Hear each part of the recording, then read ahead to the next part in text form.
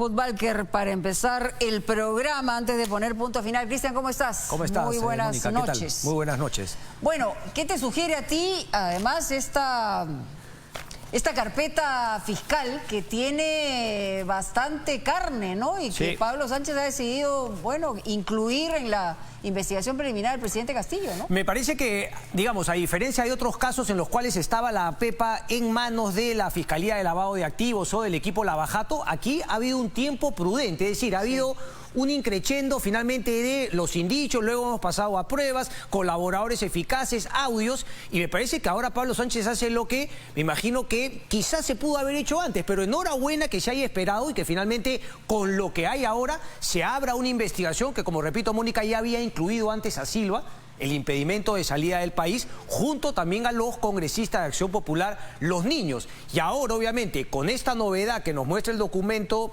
¿no?, que se ha filtrado de la Fiscalía de la Nación, queda claro qué es lo que tocaba finalmente iniciar la investigación al presidente Castillo. Y queda claro que aquí hay información, digamos, específica del colaborador eficaz, es decir, para que ya se haya aceptado la colaboración eficaz, quiere decir que se ha entregado no solamente información, sino algo más. Correcto, correcto. Información, audios y obviamente las declaraciones, repito.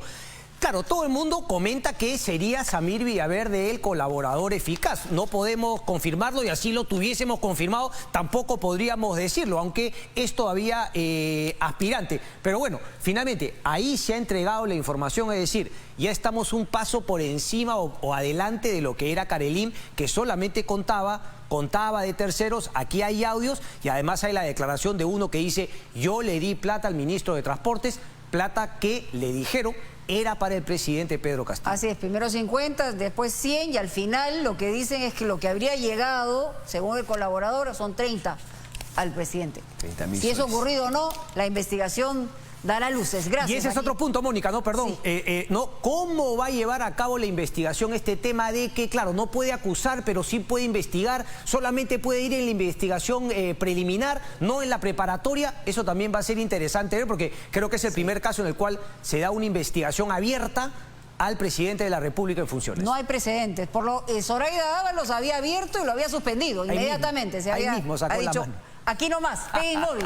Muy bien, aquí ponemos punto final. Adelante contigo. Chao, Mónica, gracias. Bien, nosotros arrancamos en medias tintas. Suéltame la cuña, por favor, como es costumbre. Allá vamos.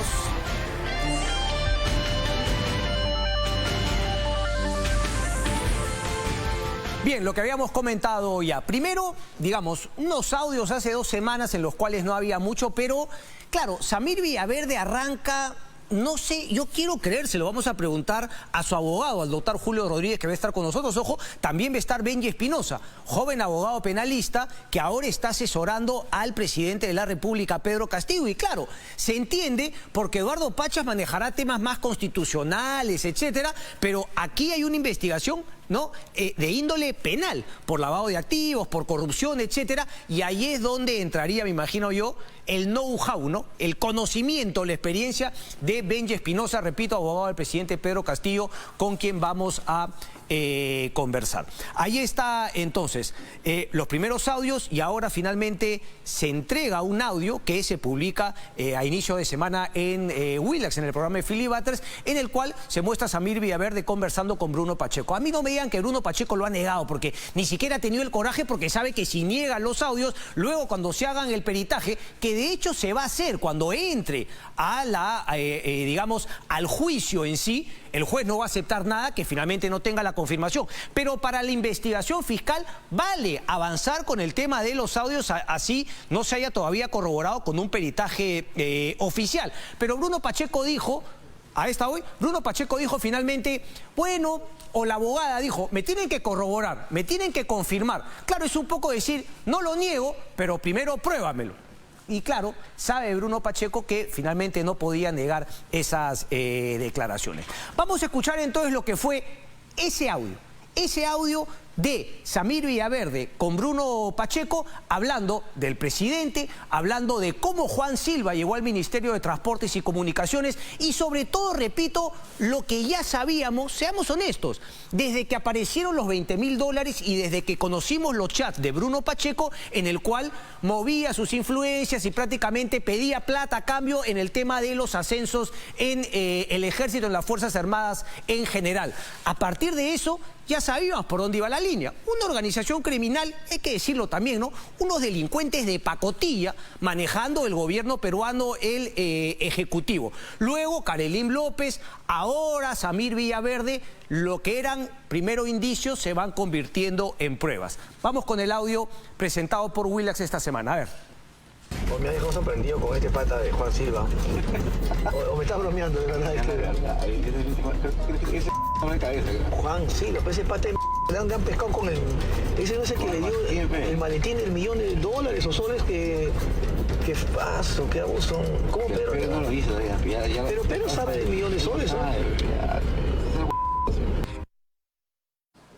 Sabe, pero se hace, ¿no? Una primera, finalmente, declaración de Bruno Pacheco.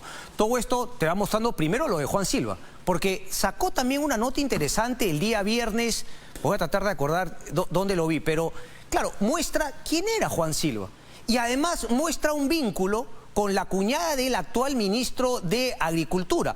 Toda gente vinculada a la zona de Puente Piedra, de la zona norte de Lima, del cono norte y sobre todo al tema del tráfico de terrenos. Por eso es que en otro audio también se mencionaba que el señor Juan Silva, exministro de Transportes y Comunicaciones, era un traficante de terrenos. En este chat también lo conversan. Entonces, lo que tenemos era finalmente el cuoteo, el sindicalismo, pero con visos delincuenciales en lo más alto del gobierno de Pedro Castillo. Eso es lo que hablaban estas dos joyitas respecto del ministro Juan Silva. Muéstrame la segunda parte del audio, por favor. Dime, yo en transporte tengo todo organizado. Y si tú te vas como vice de transporte... ¿Vice tampoco? La bueno, ya, es que lo que pasa es que yo luego, ¿sabes por qué? Es que se quemen ellos y tú asciendes. No, pero mira, O si no, vivienda. Porque yo te digo una cosa, si tú dices que te ha dicho Richard que quiere entrar, negocia, pero ya Richard, yo te doy a ti, quémate ahí. ¿Qué va a hacer? ¿Qué gestión va a hacer ahí? Va a trabajar, ¿no? Se va a dedicar a trabajar, nomás que es la verdad. no, pero el secretario negocia con todo, ¿me entiendes? Ahí, pero... No, pero ¿qué va a negociar, hermano? ¿Qué vas a negociar tú, por ejemplo, digamos, con Juan Silva, ¿no? O con el que meten a Sedapal, a vivienda, o con el que meten, si cada uno va a ser fiesta en su propio, va a ser un rey en su propio reino, ¿no? Yo no meto, ¿Ah? Ya, entonces métete eso y ya, yo voy a negociar con Pedro. Ya. Ya, contigo. Ya. Soporte, ¿eh? Sí, ¿no? Ya. Yo tengo... Soporte y deja de regarme, ¿eh? Soporte y tú me das el nombre y yo toma Pedro. Ya, mira, está bien. mételo, punto. Ya, está bien. Pero como vice. A lo que va, ya como vice. No, como vice. Yo pongo de vice, tú te encaras. Si no ganas es tu tema. No, escúchame. Ponlo como vice y a mí pongo como asesor. No, pues, no piensas tampoco tanto, pe. No, es que yo tengo que estar ahí para hacer toda la figura. Tú afuera, pe. Si puedes estar viendo mis cimientos, ya tú como verás. Ya, está bien, ya está Claro, bien, ya está bien, que sea así. Si es así como tú comentas, o sea, sí, pero se podrá lograr ponerlo como vice. Yo me encargo de eso, pero no. Ahora la pregunta es, ¿y Juan nos dejará trabajar? ¿Qué te decís, Juan, si estás de revisa? Entonces cada uno más, como tú lo has dicho claro, cada uno más de claro. Ya. ¿Qué hace, Juan? Además, si Pedro dice, ponle al tal, no vas a saber que lo dice, tómalo. Y entonces, ¿tú qué prefieres? ¿Secretaría General o vivienda? En tu caso, si tuvieras que escoger. No, yo ahorita, Sí. terminando los fríos, me quedaría en Secretaría General. Ya. Porque yo tengo amigo volar en el ministerio. Ya. Aquí en la vida, tú sabes, fuera de un cargo, ya no voy a volver. No al mismo, pero sí dijiste a otro ministerio, ¿no? Un poco difícil. Se hizo anteriormente. Un poco difícil. Para, con Pedro mismo. O sea, tú piensas que si vuela, pero tú estás este pata de allá de... ¿Cómo se llama este pata de Juan? No hay forma de que... Tú te llevas bien con Juan, no te llevas muy bien con él, ¿no? Pero ahorita hago amistades, ¿Sabes para qué? Porque mira, te digo algo entre nosotros. Si yo le converso a Juan y le digo, Juan, yo tengo todo articulado abajo, solamente permíteme que yo haga todo el tema. Sí, amigo, es un mercenario, negociante. Ya. Tú le explicas y mañana te afuera y haces todo. Interesante, no es un mercenario, es un negociante. Y esto también es interesante porque es tal el caos, es tal, ¿no?, la informalidad, ¿no? La falta de organización en este gobierno a nivel de resultados políticos para con la gente, pero también al nivel de estas cuitas que querían hacer, estos negociados, este tema de la corrupción. No había un tema organizado, eran distintos feudos. Lo dice bien Samir Villaverde, cada uno es el rey en su reino, cada uno hace su fiesta en el ministerio. Lo que parece sí es que había una persona por encima de todos estos reyes que podría ser el presidente Castillo, que había colocado justamente allí personas. Este sería el caso del Ministerio de Transportes y Comunicaciones. No me muestres todavía el tercer audio, porque yo siempre digo, claro, cuando tú tienes una conversación entre dos probables delincuentes, puede haber también mucho de bluff, ¿no? Puede haber mucha gente que se jamonea, que hable estas cosas, pero en este caso concreto hay una coherencia en los hechos. Es decir, hay corroboración de todas estas cosas que se hablaban, se han ido luego confirmando con actos, con hechos en el tiempo. Eso es justamente lo que llama la atención, porque luego se ha visto que efectivamente apareció Bruno Pacheco con 20.000 dólares. Lo que acabo de comentar, que efectivamente Bruno Pacheco estaba al tanto de qué es lo que podía agarrar para ganarse un billetito. Entonces, antes justamente de ir con ese tema, muéstrame el cuadro, por favor, que ahí habíamos armado, porque quiero un poquito plantear cuál podría ser el organigrama, que no necesariamente tiene una vinculación directa. Me voy a poner por acá para verlo entonces. Arranquemos, por favor, con el presidente Pedro Castillo, quien nombra a Juan Silva. Es decir, lo que se hablaba en ese audio días antes de la juramentación del presidente, completamente cierto. Juan Silva iba al Ministerio de Transportes y Comunicaciones y ahora sabemos que también se dedicaba al tema de tráfico de terrenos, que tiene vínculos con gente en el Cono Norte, etcétera, y que probablemente podría haber entregado dinero para la campaña del presidente Pedro Castillo, que como parece ser y se repite en esta declaración o en este informe que ha presentado la Fiscalía de la Nación y que se ha hecho público, había que devolverle el favor a varios empresarios que habían colaborado con la campaña de Pedro Castillo. Pedro Castillo pone a su persona de total confianza, Juan Silva. Juan Silva, ojo, y Pedro Castillo, acá hay un triángulo, porque los sobrinos hablaban con Juan Silva y los sobrinos le contaban a Pedro Castillo. Si Juan Silva no se alineaba con lo que le decían los sobrinos tenían llegada directa a Pedro Castillo. Por eso era tan apetitosa tener el vínculo con los sobrinos y por eso Samir Villaverde les puso carros, les puso teléfonos y parece que habría grabado todo lo que los sobrinos conversaban. No se entiende por qué se ha levantado no la orden de captura contra uno de los sobrinos. Y aquí el tema se pone un poco más complicado, porque claro, Bruno Pacheco también era persona de confianza de Pedro Castillo, pero como hemos escuchado en el audio, Bruno Pacheco estaba con lo suyo, afilado los dientes, quería morder lo que podía. Repito, por eso el tema de los 20 millones, por eso cuando yo escuchaba a Karelim López que los 20.000 que el préstamo, por favor, viejo. Ahí estaba Bruno Pacheco, sabemos que estaba por la mordida que podía aplicar. ¿Qué hay alrededor de Bruno Pacheco? Las mujeres Silvia Barrera, Karelim López. Parece que cada una tenía un juego distinto. Ella tenía una serie de clientes a los cuales obviamente quería vincular con obras en el Ministerio de Transportes y Comunicaciones. El vínculo era Bruno Pacheco. No tenían tanta llegada a Juan Silva. Silvia Barrera lo mismo. Parece que hay incluso una pelea entre estas dos. Samir Villaverde y Silvia Barrera se conocen de antes. Silvia Barrera también tenía su juego, pero Samir Villaverde tenía estos vínculos con los cuales quiere hacer dinero por todo lo que había aportado y las conexiones que había logrado durante la campaña. Lo que quiero que quede claro, aquí aparece Vladimir Mesa. ¿Por qué? Porque Vladimir Mesa, según la información que tengo, habría estado vinculado con Karelim López. Ahora, Vladimir Mesa dice no conocer a Samir Villaverde, pero aquí todos habrían estado jugándose partidos distintos para ver qué billetito podían morder dentro de este botín en el cual se ha convertido el presupuesto de la República. Vladimir Mesa con Karelim López, ese vínculo habría que preguntarle a César Nakaseki, queríamos que esté el día de hoy, pero nuevamente mil trabas, ¿no? Prácticamente quiere que le diga qué preguntas le voy a hacer. En esta pelea, Karelim López, Vladimir Mesa, Samir Villaverde y Silvia Barrera, por eso es que ahora todo el mundo está peleado, aunque esta relación de Karelim López con Bruno Pacheco me sigue llamando la atención. Lo que quiero que quede claro es que nos estamos quedando en este cuadro porque es de aquí donde ha salido la información que estamos tratando ahora y que ha generado que el fiscal de la Nación le abra una investigación a Pedro Castillo. Pero no seamos pavos. Este es el tema. El Ministerio de Transportes y Comunicaciones es el ministerio con más presupuesto de la República. Millones de millones. ¿Qué fue el Lavajato? Ministerio de Transportes y Comunicaciones para las grandes obras. ¿Qué fue el Club de la Construcción? Ministerio de Transportes y Comunicaciones para las grandes obras. Juan Silva ha sido en su momento una especie de, vamos a decirlo, Carlos Paredes en el gobierno de Ollantumala y de Nadine Heredia. Hay que decir los dos, es la verdad. Una información y una investigación de Germán Juárez Atoche que habla que Carlos Paredes le cobraba la plata a los clubes de la construcción cada vez que se ganaban una obra. Había un porcentaje ahí. Y hay que decirlo también, en el caso de Martín Vizcarra fue exactamente lo mismo. Con su gran amigo Chale, ahorita no me acuerdo, Carlos, no me acuerdo cuál es el apellido, pero también Edmer Trujillo, Chiquitín Trujillo.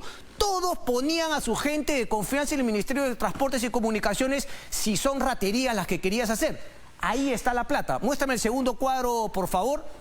El ministro Juan Silva Villegas.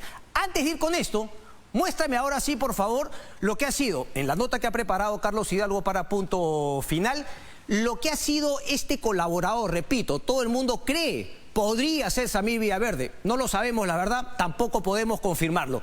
¿Qué habría dicho este colaborador respecto de Juan Silva? Hay un nombre también, Juan Altamirano, que era el asesor directo de Juan Silva. Vamos a escucharlo. Excelente, Juan, pero más o menos te comento algo para que tú sepas. El día viernes ha salido ya un concurso que vino justo de la Casa Blanca y vino una hoja diciendo que cómo es posible que estas empresas del club ganen. Me dieron la consigna que yo lo mire. Entonces esto lo habíamos postergado hasta el miércoles de esta semana y oh sorpresa que el día viernes, o sea el viernes, han dado la buena prueba a estas empresas. Ahora el miércoles van a hacer lo mismo. Entonces la única forma de poder cambiar estas 60 personas de logística es que entre una persona y asuma el mando y que entre con 20 personas y pueda agarrar todos los contratos y diga pero alguien que conozca. Este Torreblanca no conoce y no es parte del grupo del equipo para hacer este trabajo. Por eso te pediría, o sea, la señorita, como te dije, que me ayude. Yo no estoy buscando puestos de trabajo para nadie. Yo lo que estoy tratando es de hacer una gestión. Por eso te pediría que me des el chance. Mira, yo sé que si tú le he pedido un favor también a Francia y le he dicho, pucha, por favor ayúdame, habla con tu tío, le digo, queremos sacar adelante esta gestión, allí en Transilvania le hemos puesto donde están ustedes, entonces Juancito, ayúdame, ¿cómo quisiera hablar contigo? Correcto. No, ahí está. Pero, claro, esto finalmente es el audio que habría grabado nuevamente este colaborador eficaz, en el cual se habla de que efectivamente coordinaba con gente muy vinculada al ministro de Transportes y Comunicaciones. Este audio existente que ha transcrito y lee en su voz nuestro compañero Carlos Hidalgo, claro, tiene sentido porque en una página previa al informe de la Fiscalía de la Nación, en la página 8, se dice el punto 21. Asimismo, el indicado colaborador, ahí está el código, habría señalado tener conocimiento que entre noviembre y diciembre del año pasado, 2021, el entonces ministro Juan Silva le habría solicitado la suma de 50.000 soles al empresario Samir Villaverde, indicándole que se lo entregue en su departamento ubicado en la avenida Arequipa, lugar en el que, en efecto, Villaverde habría concretado la entrega del dinero en efectivo, habiendo precisado el colaborador eficaz respecto a esta entrega, que fueron 100.000 soles los que Samir Villaverde habría entregado a Juan Silva el 4 de noviembre del 2021 en el departamento, y no 50.000 como había señalado inicialmente. Además, ha referido que entre agosto y septiembre del 2021 el entonces ministro Silva habría llamado a Samir Villaverde para solicitarle la suma de 30.000 soles, citándolo en su departamento, siendo que al día siguiente de la llamada el citado empresario habría hecho entrega de los 30.000 soles.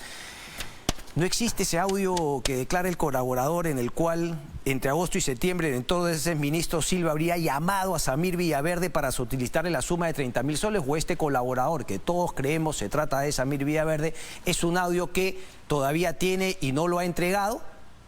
¿O finalmente lo ha entregado y todavía la doctora Carla Cesenarro no lo ha elevado en un informe al Ministerio Público?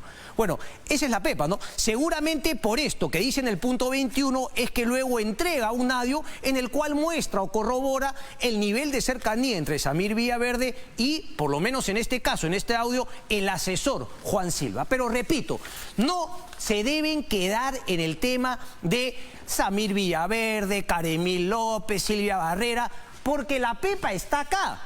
Los gringos dicen follow the money, sigan el dinero. Y aquí es donde tenemos que seguir el dinero, al ministro Juan Silva. quizá Juan Altamirano debería ser una persona también que debería, ya con esta información que ha salido, ser apretada desde el punto de vista de la legalidad, obviamente, por el Ministerio Público para ver si es que quiere o no colaborar con la justicia y brindar más información. Repito, Juan Silva, exministro de Transportes y Comunicaciones, otros ministerios, porque también en el audio se habla del Ministerio de Vivienda. Ahorita termino, pero aquí nuevamente, hoy una nota de Sudaca, por ejemplo, Lima Airport Partners. Uy, los alemanes van a decirme de Fraport, ¿no? El aeropuerto de Fraport, pero ¿cómo nos vas a meter en la pomada? Bueno, lean la nota de Sudaca, porque Lima Airport Partners logró en este año, con esta banda, ¿no?, de sujetos en el gobierno, hacer un cambio que no tenía ningún sentido técnico respecto de lo que debía ser la obra de Lima Airport Partners. Nadie le está acusando de nada, solamente le estoy diciendo que algo que no tiene sustento técnico, he escuchado ya algunas campañas de publicidad en diversos medios de comunicación, para eso sí finalmente ponen la plata, han cambiado la obra del aeropuerto Jorge Chávez a una obra que le favorece a esta empresa y no a todos los peruanos porque les va a costar menos. Leche derramada. Hay que seguir con las obras y empresas. Hay que revisar todas las obras, todas las adjudicaciones que se habrían dado en los últimos tiempos, al menos en este humilde programa, que contamos con, la verdad, muy pocos recursos, vamos a intentar hacer eso. Hay que seguir finalmente la plata y ver a qué obras se les ha entregado, a qué adjudicaciones. El puente Tarata, obviamente. Los transportistas, por ejemplo.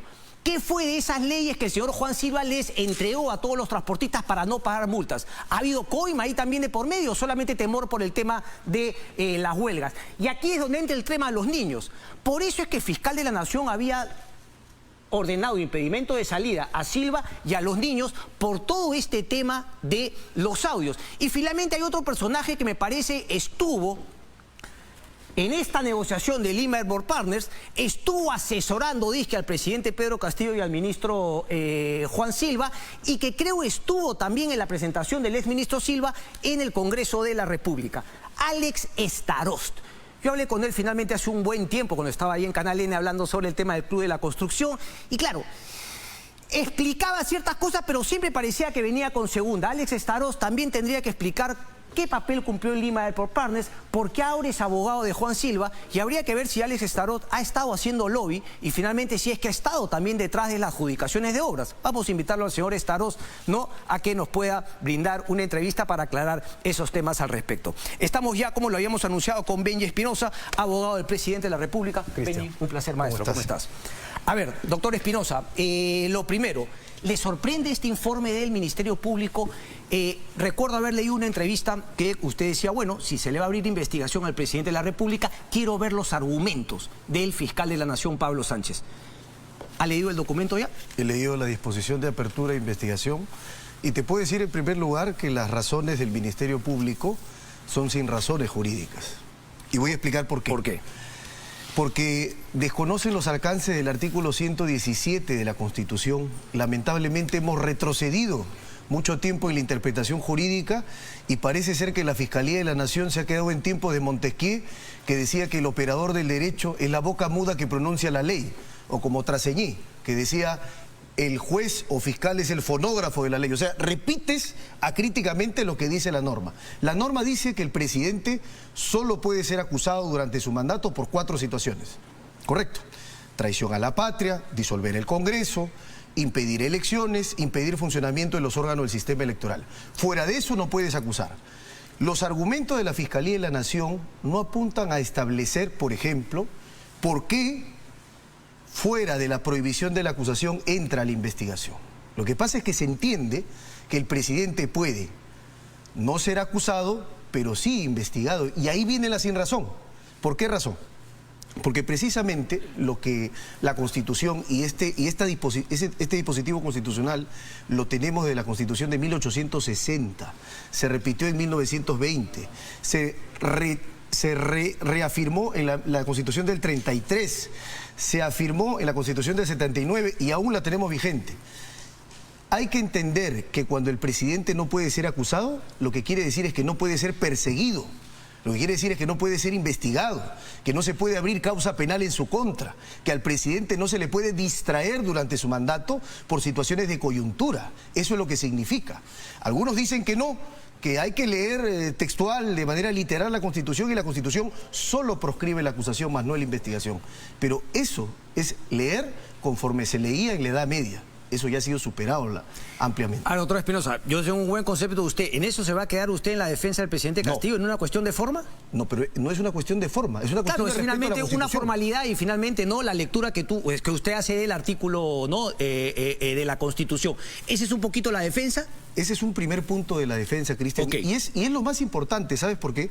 Porque al presidente se le impone el deber constitucional, el 118 de la Carta Magna establece, el presidente, primer mandato, cumplir y hacer cumplir la Constitución. Hay que hacerla cumplir. Y la Fiscalía de la Nación no la está cumpliendo, la está violando. La Fiscalía de la Nación, ¿sabe lo que dice? ¿Cuál es su argumento? Yo esperaba ver un precedente del Tribunal Constitucional, alguna jurisprudencia de la Corte Interamericana, algún fallo del Tribunal Europeo, pero dice, no, lo que pasa es que cuando hay indicios y son delitos graves, y entonces hay que luchar contra la corrupción y hay que evitar la impunidad, y por eso es que se puede. ¿Y cuál es la base jurídica? ¿Cuál es la interpretación? Porque acá estamos frente a un punto. ¿Cómo debe analizarse el 117 de la Constitución? Bueno, entonces nos estamos quedando en ese tema, pero a ver, yo entendía que el doctor Pachas era el que se iba a encargar más de finalmente la defensa constitucional, que es la que me está planteando usted, doctor Espinosa. Yo planteaba o pensaba que usted iba un poquito más por el tema finalmente penal, que es en lo cual obviamente se le está incluyendo también al presidente por las imputaciones que hay. Un par de preguntas básicas. Usted ha estado hoy con el presidente de la República, Pedro Castillo, sí, reunido. Mi pregunta es, ¿le ha preguntado si es que finalmente esto es cierto? Si es que ha hablado últimamente con el exministro de Transportes y Comunicaciones, Juan Silva, ¿por qué lo nombró en ese cargo? ¿Es cierto lo que se dice que Juan Silva habría aportado a la campaña? ¿Eso ha sido materia de conversación con el presidente, doctor? Lo primero que debo subrayar es que el presidente me ha reafirmado su inocencia. Yo ya lo he dicho en otros medios.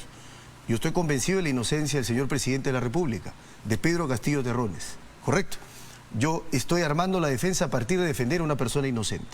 Negados los cargos, lo que yo le he recomendado junto a mis colegas que ejercemos la defensa conjunta, le he recomendado es, nosotros no podemos tolerar, no podemos admitir, el primer mandatario del Estado no puede permitir que se viole la Constitución y la juridicidad en su contra. Bueno. Entonces, ¿cuál es la medida? Partamos ahí. Enrique Bernales Ballesteros, Javier Vallerriestra, el maestro Luis Villarán en su momento, de distintas tiendas políticas llegaron al consenso que en el Perú existe un régimen de irresponsabilidad presidencial.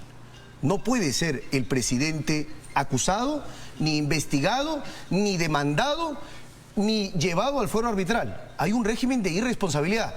Puede no gustar, pero finalmente, como decían los romanos, dura lex, sed lex. La ley puede ser dura, pero es la ley y hay que Bueno, aplicar. pero bajo esta premisa entonces algunos dirán, bueno, si es que finalmente no se puede abrir investigación, van a intentar ir por la parte política en el tema de la vacancia presidencial. Eso finalmente sería válido también. Y ahí nos está alejando uno de la Constitución. Y eso es otra situación, porque ahí lo que vamos a analizar en el juicio político es precisamente si se cumple el supuesto de incapacidad para la vacancia, ¿no es cierto? Que es otro asunto es el juicio político, por ejemplo, para la destitución, inhabilitación o suspensión. Sí, pero funciones distintas. pero ahí pensaremos que sí hay un precedente finalmente, que es el caso de Martín Vizcarra. Claro, pero yo le digo, más allá de las personas, porque finalmente acá son garantías institucionales. No, pero como usted me hablaba de que no hay un precedente y por eso de alguna manera desautoriza o le quita peso finalmente a la investigación, o sea, no se está centrando en lo que lo acusan al presidente Pedro Castillo, sino de que finalmente se está incumpliendo al abrir una investigación al presidente de la República. Cristian, te voy a poner un ejemplo. Si a ti el día de mañana te querellaran porque tú has difundido una noticia, te aseguro, si yo fuera tu abogado o cualquier otra, yo te diría, tú no vas a negar los cargos, no vas a entrar al fondo. Primero vamos a ver, ¿en realidad ejerciste las libertades que te corresponden o no? Y tú me dirás, sí, ejercí mi libertad de expresión, ejercí mi libertad de información, y quien ejerce un derecho, ¿correcto?, no viola la ley, no comete delito, no incumple nada.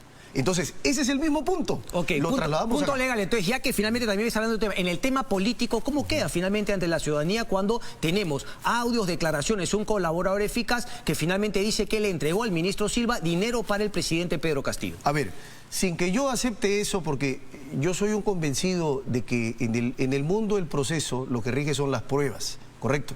Acá se han propalado audios, no acá, digamos, sino en otro programa. Sí, que acá, Willax, sí. Correcto. Y se ha afirmado que esa voz le corresponde a tal y que esa otra voz le corresponde a tal. Yo no sabía que el señor Philip Butters era perito fonético. como para llegar a esas conclusiones. Yo me guío por la prueba. Sí, pero el Ministerio Público finalmente lo toma como un indicio y cuando se llegue al juicio oral, finalmente se tendrá que confirmar o no. Nadie lo ha negado hasta ahora que sea la voz del señor Bruno Pacheco. La abogada de Pacheco en una declaración exitosa dijo, yo dudo que sea la voz de mi patrocinado. No, dijo que me lo prueben. Es decir, no lo negó, pero dijo lo mismo que usted me está diciendo. Me acoto, me cierro en la formalidad, que me prueben finalmente que es mi voz. Gano tiempo. Pero no lo niego, porque si lo niego miento y luego finalmente la justicia también puede tener una consecuencia legal por haber mentido de que no era su voz. Mi estimado Cristian, lo que pasa es que no es una mera formalidad. Lamentablemente, y esto que sirva precisamente para que se entienda, el respeto a los derechos no es una mera formalidad, porque acá se dice, por ejemplo, la disposición de apertura dice, eso es una prerrogativa del presidente, pero no es su derecho. Ya, pero eso es un error. Pero usted entiende la diferencia entre en el tema legal y en el tema político. En el tema legal, obviamente, uno es inocente hasta que se pruebe lo contrario. En el tema político, nadie va a finalmente terminar preso. Es un tema de cara a la ciudadanía en el tema de un funcionario público como el presidente de la República. Entonces, más allá de la formalidad y de que tiene que avanzar todo este tema, ¿cuál es un poco la respuesta del presidente? ¿Miente Samir Villaverde? ¿Cree el presidente de la República que Juan Silva puede haber cometido actos de corrupción de los cuales él no estaba enterado? Yo te puedo decir, y vamos a hablar porque tú sabes que existe un delito contra la Administración de Justicia, que es la revelación de identidad de colaboradores. Pero vamos a poner un escenario. Si nos ponemos en el escenario de los audios, hay mucha estridencia acá, pero dice que Pedro sabe, sí sabe, pero se hace correcto. ¿Y eso qué prueba? Eso respecto a lo primero. Yo digo lo último, 30.000 soles para ser entregados al ministro y luego al presidente de la República. Vamos a ese hecho. Supuestamente la persona A dice que le dio a B y que B decía que iba a ser para el presidente. ¿Eso qué cosa prueba? Eso prueba en todo caso que hay una persona que toma el nombre del presidente. No prueba que el presidente ha pedido. ¿Te das cuenta que es diferente? Si hay una persona que dice, supongamos un reportero dice, dame dinero, dame 10.000 soles para Cristian, ¿significa que tú estás pidiendo la plata? Correcto. No, significa que una persona está tomando tu nombre. Correcto. Que son dos cosas distintas. Entonces esa es finalmente un poco la argumentación, pero mi pregunta directa es, entonces, el señor presidente de la República, usted le ha dicho que todo eso es mentira, que nunca ha tenido ningún trato con el señor Silva respecto de entregas de dineros por entregar obras. En absoluto, me ha reafirmado su inocencia completa y la falsedad de los cargos que se levantan. Y si saliera un audio más adelante cuando efectivamente el ministro Silva acepta que recibía dinero para el presidente, ahí ¿cuál sería la argumentación? Nuevamente que estaba usando o tomando el nombre del presidente sin su autorización. Cuando nos ponemos en el escenario de la hipótesis, si saliera, especulación no es investigación. Yo te diría que salgan cosas y yo descargaré, contestaré. No, pero yo se lo pregunto porque, claro, es hipotético porque se lo pregunto porque, claro, cuando salgan, si es que salen esos audios, nuevamente me dirá lo mismo que ahora decir. El discurso del abogado va cambiando de acuerdo a las pruebas que van saliendo.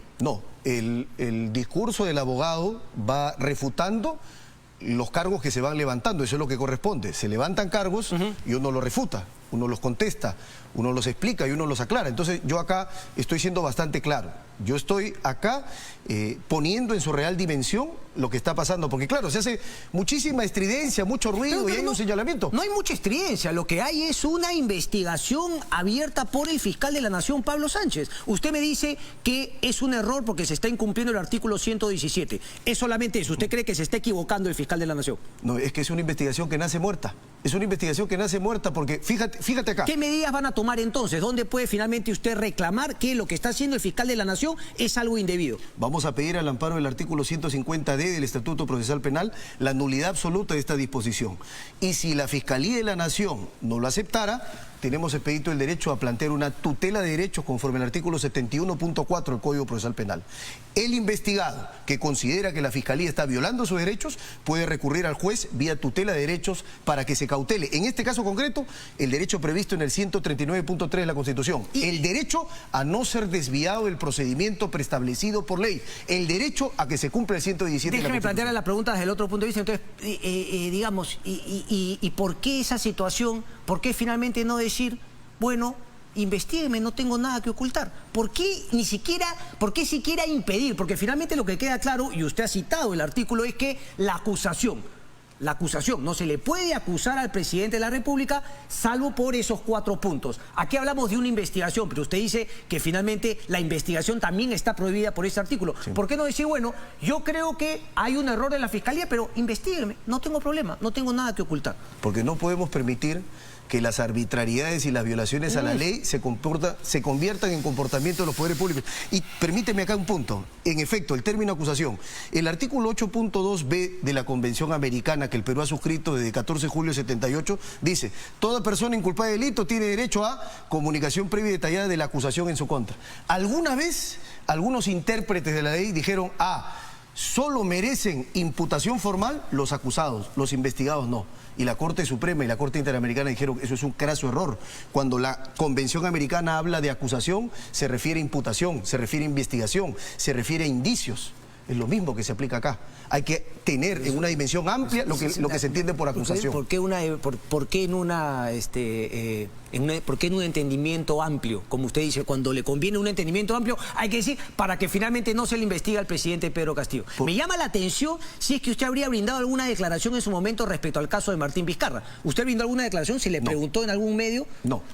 No, o sea, no hay nada, digamos, que contradiga la posición que ahora está tomando respecto al presidente Pedro Castillo. Te puedo decir algo, Cristian, que es absolutamente claro, porque hay modos de interpretar, ¿no es cierto?, la Constitución y la ley.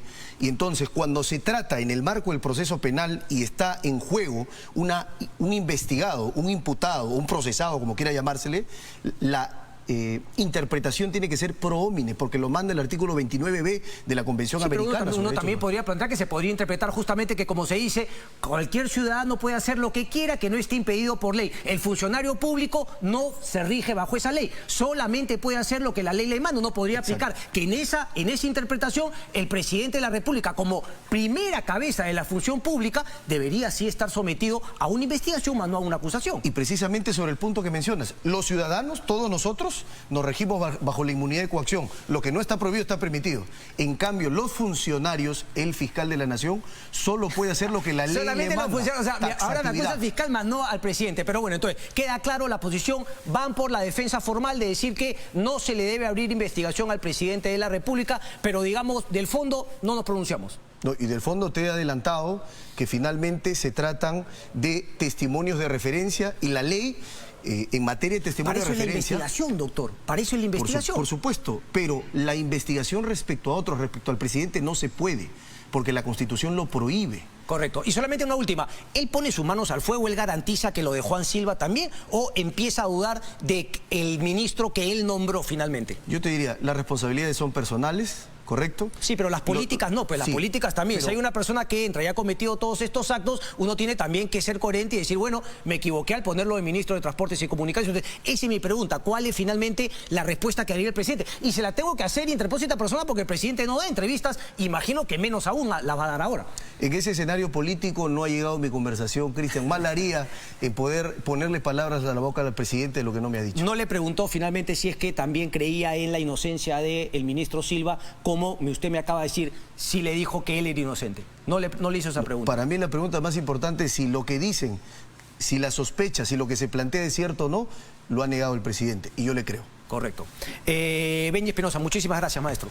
Cristian, un gusto volver a verte. Un placer. Gracias. Bien, palabras del abogado del presidente de la República, Benji Espinosa. Queda claro, van justamente por la figura de impugnar, si se quiere, esta decisión del Ministerio Público del Fiscal de la Nación. Vamos a ir ahora con Julio Rodríguez, abogado de Samir Villaverde, pero solamente quiero hablar porque también a mí me importa la forma de las cuestiones. Y aquí hay que hablar respecto de cómo Carla Cesenarro, fiscal, estuvo manteniendo en reserva la investigación, los audios, cosa completamente distinta a lo que ocurre en el equipo lavado de activos de Rafael Vela. Ya sabemos, y además chantajea a medios de comunicación, oye, yo no te doy nada porque tienes tal o cual periodista que me critique, decir, ya pues una cosa de locos. Eso se llama mermelada fiscal, la que aplica el señor Rafael Vela.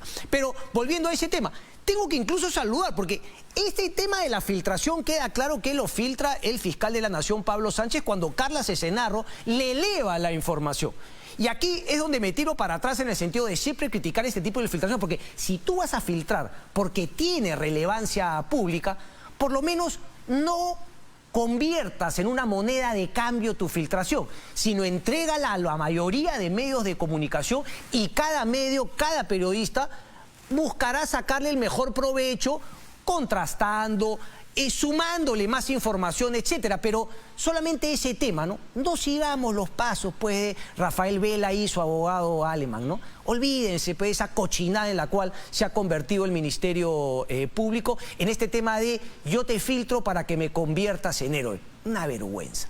Julio Rodríguez, abogado de Samir Villaverde, está con nosotros. Doctor Rodríguez, muy buenas noches. Cristian, gracias por estar aquí. Un placer, como siempre. A ver, ¿se ha filtrado la información? A ver, lamentablemente esto sucede muy seguido en la Fiscalía de Lavado de Activos. Esto no es algo novedoso. Esto no es lavado de activos. Pero estos casos están vinculados a un tema de lavado de activos, a un tema que va a la Fiscalía de la Nación. Sí, pero entiendo que aquí se han sumado dos fiscalías.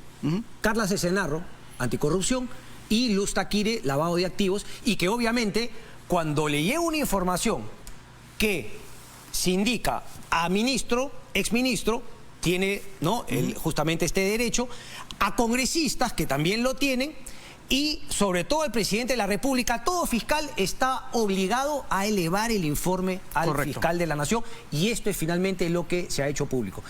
¿Es Samir Villaverde? Bueno, la condición de una persona que ha solicitado algún tipo de medida de acogimiento tiene que guardarse en reserva. Nosotros, como lo he anunciado varias veces, estamos en el proceso de evaluación, qué es lo que vamos a hacer finalmente en el caso. Pero definitivamente el hecho de que ya se haga alusión a un colaborador más, pues coloca al caso en una situación bastante complicada. Ok, pero claro, me ha dicho que sí, diciéndome que no, pero yo le quiero preguntar, porque en una entrevista que le hace al diario Expreso, una entrevista que le hace a María Teresa García, publicada hoy en el diario, dice, le hacen la pregunta, ¿no? Los actos ilegales en el MTC llegarían hasta el presidente. Y usted responde, así como los abogados nos damos cuenta de lo que comienza a aparecer en la carpeta fiscal, el fiscal se da cuenta mucho más porque recibe información. Y en este caso ya hay un colaborador, aparte de la colaboración que está dando López Arredondo en la Fiscalía de Lavado de Activos. ¿Quién es ese otro colaborador? O sea, ¿hay otro colaborador, sí, claro, independientemente de Karelim López y de ahora el intento de Samir Villaverde de serlo? No, ahí estamos hablando de un aspirante a colaborador que está sindicado con el número 02. Significa que hay uno antes que es el 01. Y que fue el utilizado para pedir la medida de prisión preventiva al señor Villaverde.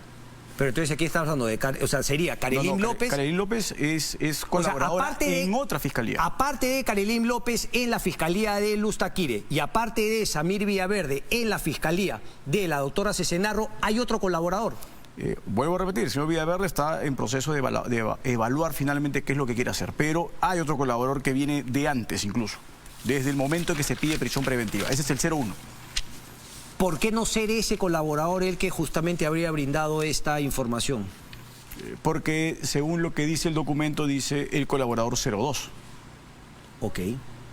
01, 02, Samir Villaverde, y finalmente en el tema de lavado de activos está Karelim López, que todavía también debe tener un código, pero ella se ha pedido finalmente levantar. ¿Por qué Samir Villaverde no pediría que también se conozca que él es un aspirante a colaborador, que él es el 02? A ver, vuelvo a repetir, una persona que está en un proceso de acogimiento tiene que guardar reserva, eso dice la ley. Y tiene que guardar reserva en la identidad, porque hay que proteger a aquella persona que pueda dar información útil, eficaz, no solo para solventar el caso del Ministerio Público, sino en un caso de esta naturaleza que evidentemente llega al nivel de ministros de Estado y hasta el presidente. Por lo tanto, el que se le guarde la reserva de quién es y se le otorgue posteriormente medidas de protección es lo que corresponde, y el código así lo prevé. Ahora, lo mismo que siempre he intentado preguntarle al doctor Nakazaki, pero bueno, hasta ahora me es imposible. ¿Qué delitos reconoce Samir Villaverde para ser aspirante a colaborador eficaz? A ver, no lo puedo mencionar en el tema del señor Villaverde porque estamos agotando todo el proceso de investigación. La investigación es bastante compleja, tiene una cantidad enorme de hechos y cada uno de estos hechos tiene que ser objeto de descargo del señor Villaverde en el interrogatorio, que eso es lo que estamos completando. Acuérdese usted que durante la primera etapa en donde el señor Villaverde estaba con detención preliminar, yo no lo asistía y ahí optó por guardar silencio. Posteriormente ya no ha optado por guardar silencio y ha comenzado a declarar. Entonces esa declaración tiene que agotarse. Una vez que se agote esa declaración, pues el señor Villaverde tiene las cartas sobre la mesa para tomar todas las posibilidades que el derecho le ofrece una vez que completó su declaración. Puede acogerse a un sistema de delación premiada, como es la colaboración. Puede simplemente aceptar todos los cargos y pedir que el proceso acabe antes para él, ¿no? Una conclusión anticipada. O puede acabar diciendo simplemente que él no tiene ningún tipo de responsabilidad en los hechos y se va a defender hasta el final. O sea, todas esas cartas las tiene en la mesa y quien tiene que decir pero eso... la primera también, doctor, porque finalmente al ser aspirante, porque él es aspirante a colaborador eficaz, al ser aspirante ya de por sí reconoce algún tipo de hecho delictivo. Y claro, te quedarían las otras dos opciones. No es aspirante a colaborador eficaz porque, vuelvo a repetir, estamos en el proceso de decisión. Él tiene que optar por alguna de las tres. ¿Cuál es la recomendación? Le hace la pregunta la periodista del diario Expreso, pues no se la contesta usted del todo. ¿Cuál es la recomendación que usted le hace a su patrocinado Samir Villaverde? Bueno, la recomendación que yo le hago a cualquiera que pide mis servicios es básicamente, lo primero es ser consciente de cuáles son las consecuencias de la opción que tiene en virtud a la condición que tiene en el proceso. Si estamos hablando de una persona que es investigada y se tiene abundante información que lo compromete, pues obviamente si tiene información que puede brindarle al Ministerio Público para facilitar el proceso y de esta manera aspirar a una exención de pena o a una pena suspendida, se le tiene que recomendar que su libertad es lo más importante que tiene después de la vida. Y que tiene que privilegiarla. Pero no hay una cuestión de tiempo también, de pertinencia, de oportunidad. Vayamos al caso hipotético. Juan Silva se ve arrinconado con toda la información que ahí dice, bueno, yo soy el único que puede dar fe de que alguna coima llegó hasta el presidente de la República, yo voy a ser colaborador eficaz. ¿Qué hace finalmente Karelim López, Samir Villaverde, cuando ya tiene una persona por encima que aspira a ser colaborador eficaz y que ya no tiene las pruebas de lo que podría haber ocurrido si finalmente el hecho de llegar a la máxima autoridad del gobierno? Claro, es perfectamente válido que esto se valore en el momento preciso. Y el momento preciso todavía es el actual. Recién se le está abriendo investigación al ministro Silva, ya la investigación lo está comprendiendo el presidente de la República y evidentemente estamos dentro del plazo razonable para que se tome una decisión. Conforme me preguntó la periodista de Expreso, se lo dije claramente, esta semana se debe estar decidiendo ya qué es lo que se va a hacer porque hemos agotado toda la declaración que el señor Villaverde tenía que darle a la Fiscalía. Además, leo el documento de la Fiscalía de la Nación, además ha referido que, ¿no?, el colaborador C02, como usted dice, entre agosto y septiembre del 2021, el entonces ministro Silva habría llamado a Samir Villaverde para solicitarle la suma de 30.000 soles, citándolo en su departamento ubicado en cercado diciendo que al día siguiente de la llamada el citado empresario habría hecho entrega de los 30.000 soles en el lugar señalado, circunstancias en las cuales este último le habría mencionado a Samir Villaverde que ese dinero era para el presidente de la República. Pregunta, ¿su patrocinado tiene el audio en el cual el entonces ministro Silva habría llamado a Samir Villaverde y tiene acaso la conversación en la cual Silva le dice que ese dinero era para el presidente de la República? Yo voy a repetir lo que he dicho y lo que ha dicho mi defendido. Claramente, él tiene registros de muchas conversaciones que ha realizado y todas esas conversaciones en su momento van a ser aportadas al Ministerio Público para que las tome en consideración. Ya, doctor, pero entonces no las ha entregado todas, porque claramente aquí en este informe por lo menos no están todas, salvo que se les haya entregado a la doctora Carla Cesenarro y la doctora Carla Cesenarro, digamos, no lo ha consignado en el informe que elevó al fiscal de la Nación, Pablo Sánchez. Ahora, es que el procedimiento hay que comprenderlo. De lo que uno lee el texto que se ha filtrado, lo que está remitiendo la doctora Cesenarro son extractos de la declaración. No está remitiendo el íntegro de la declaración, no está remitiendo la sustentación de la declaración, porque eso está en una carpeta reservada. ¿Reservada para el fiscal de la Nación también? Claro, evidentemente. Todo eso se lacra. Y si es que esto va a ser remitido al fiscal de la Nación en su integridad, tendría que convocar a las partes que han participado en la diligencia previa donde se lacró, deslacrar la información y hacer mención. Bueno, pero entonces, si están lacradas, usted me está diciendo que Carla Cesenarro tampoco los ha podido oír todavía. Es que la información se lacra, esa es la obligación del fiscal. Porque el fiscal, no, ojo, el fiscal que recibe información la procesa. No es que no la procese, si recibe documentos los tiene que leer. Ok, lo procesa, los analiza, los escucha y luego los lacra para que no vayan a ser modificados. Así es correcto. Tiene que asegurarse que la prueba que está recibiendo después va a tener la intangibilidad. Doctor, ¿usted ha escuchado los audios, todos los que tiene Samir Villaverde? ¿Usted finalmente se los ha entregado, entiendo o no? ¿Quién ha sido la persona que, estando Samir Villaverde en prisión, le ha ido a entregar los audios y las pruebas que usted me dice existen a la fiscal Cesena Roth? Claro, evidentemente el señor Villaverde me ha entregado información que yo estoy remitiendo a la fiscalía. ¿Y usted las escucha antes finalmente de entregárselas? Evidentemente toda la información que yo recibo también la analizo y veo cuál es la más favorable a los intereses de mi cliente y esa es la que tengo que presentar de acuerdo a la coordinación que hago con él. Le hago la pregunta entonces, ¿existen estos audios en el cual su patrocinado le habría hecho mención en declaraciones a Carla Cesena Roth?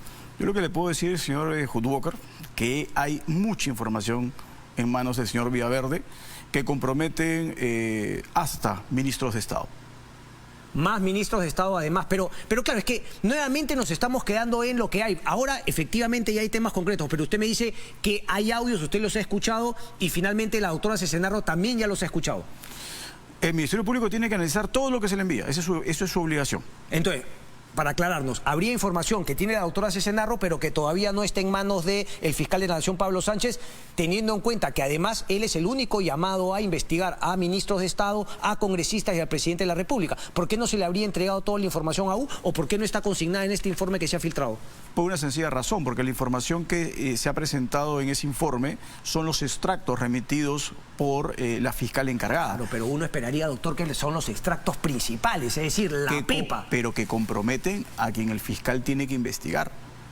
O sea, lo que le compete a la fiscal en su caso, dentro de sus investigados, no tiene por qué compartirlo. Revisando este documento, ¿qué porcentaje, digamos, de los audios están incluidos en esto? Porque esto es lo único que tenemos la prensa, porque usted lo ha dicho bien y se lo dice en la nota también, porque la doctora Cesena Roth ha tenido a bien finalmente mantener la reserva del caso, que parece que no es un tema común en nuestro país, pero como no, justamente yo lo sospechaba, una vez que se eleve al fiscal de la Nación, sí va a ser público, como de hecho se ha hecho. Entonces, ¿de qué porcentaje de la información que tiene Samir Villaverde estamos hablando hasta ahora en este informe? ¿Cuánto falta todavía por sacar?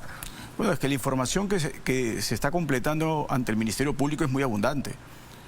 No es una información que sea valorada en términos de ese solo documento que la Fiscalía de la Nación tiene.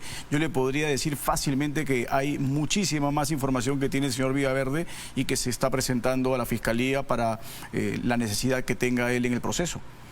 ¿Están entregando información respecto...? Porque, claro, otra de la pregunta que le quería hacer, ¿por qué haber arrancado con el tema del fraude en el cual hasta ahora no se ha presentado ninguna prueba? Es decir, una estrategia, usted la recomendó, era un poco conseguir la atención de la prensa cuando finalmente las balas venían por otro lado. ¿Cómo es un poco ese tema? No, mire usted cómo el tema tiene una connotación muy importante en el momento preciso en que el señor Villaverde decide darles información al Congreso de la República.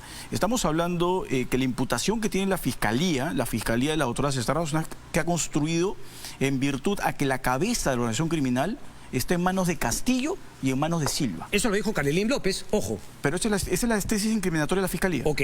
Entonces, si esa es la imputación y el señor Villaverde está preso en una medida que hemos cuestionado, obviamente, pero que está preso, y él tiene datos de que durante el procedimiento electoral han existido maniobras fraudulentas y él siente que todo en lo que ha participado no le ha generado ningún tipo de beneficio, por el contrario le ha generado una serie de perjuicios, él decide en ese momento contarle al Congreso de la República por dos razones. Primero, porque ya está hastiado de haber estado presente en este tipo de circunstancias y haber participado.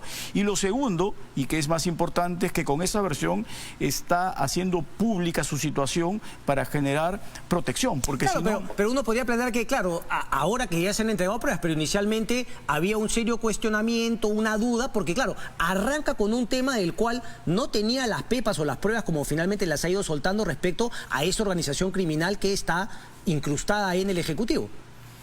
Es que en el momento en que él decide dar esa información a la Comisión del Congreso, estaba interno en un penal, o sea, no tiene las cosas a la mano. Interno en un penal, claro, doctor. pero es que en ese momento es imposible que él le pueda dar a algún miembro de la comisión estando preso información. En un penal no se puede ingresar nada. Correcto. Un par de preguntas concretas para ver también un poquito, ¿no?, la posición de Samir Villaverde. Él sí reconoce esa reunión con el señor Cortegana en el Ministerio de Transportes y Comunicaciones que los presenta Juan Silva. Bueno, porque Juan Silva lo ha negado. Mi pregunta es, ¿Samir Villaverde lo niega también? Ojo, a ver, Cristian, esa información es parte de la declaración del señor Villaverde. Y la declaración del señor Villaverde es reservada. yo tengo un compromiso con la Fiscalía de no dar ninguna información que sea reservada. Pero ya no están reservadas desde que se ha hecho público este informe por el fiscal de la Nación. Claro, pero no se ha hecho público solamente una parte de la información que existe. Sí, pero nuevamente ese tema, doctor, uno podría argumentar que con este informe que trata de justificar, ¿no? O dar las causas por las cuales decide abrir investigación, aquí estaría todas las pepas que tiene finalmente la Fiscalía respecto del presidente, del ministro Silva, etcétera. Las que tiene hasta el día de hoy. Hay que ser claros. Y lo segundo, que es importante... Pero entonces no ha entregado todo lo que tiene todavía Samir Villaverde. El señor Villaverde está buscando toda la información necesaria para presentarse a la Fiscalía, y en eso estamos.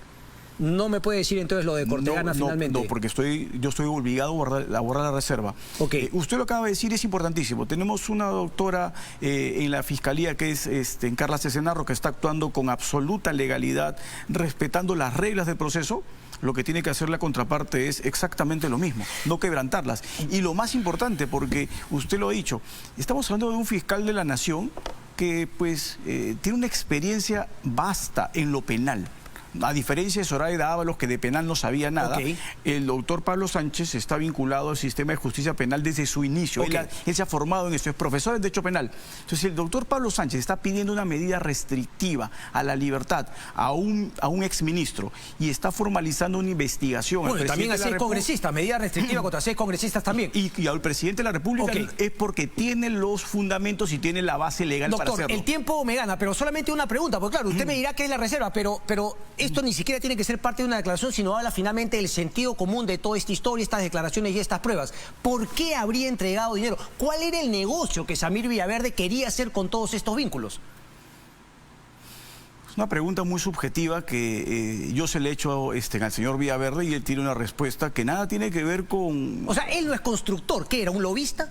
Él buscaba tener una suerte de acercamiento al señor Pacheco. Él lo ha dicho públicamente, ¿no? Es la declaración que ha hecho en el Congreso. Él tenía una relación cercana con el señor Pacheco. Sí, pero también con los sobrinos. Y buscaba con el presidente y logró con el ministro Silva. ¿Qué buscaba el señor Samir Villaverde? Negocios, lobbies. Él buscaba tener una relación con todas esas personas, estar cercano al poder. Él lo ha dicho públicamente. Para conseguir que le guste el poder, para conseguir dinero. Bueno, hay gente que le gusta el poder. ¿Por qué le entregó el dinero al señor Silva? Hay gente que le gusta el poder, hay gente que tiene una necesidad de estar rodeado de poder. No todos son como usted, que no tiene esa necesidad de estar pues vinculado al poder de manera absoluta. Mucho todavía por descubrir, Julio Rodríguez. Muchas gracias. Un placer, Cristian. Un placer. Hasta Para pronto. mí. Vamos a una breve pausa y regresamos. No se muevan.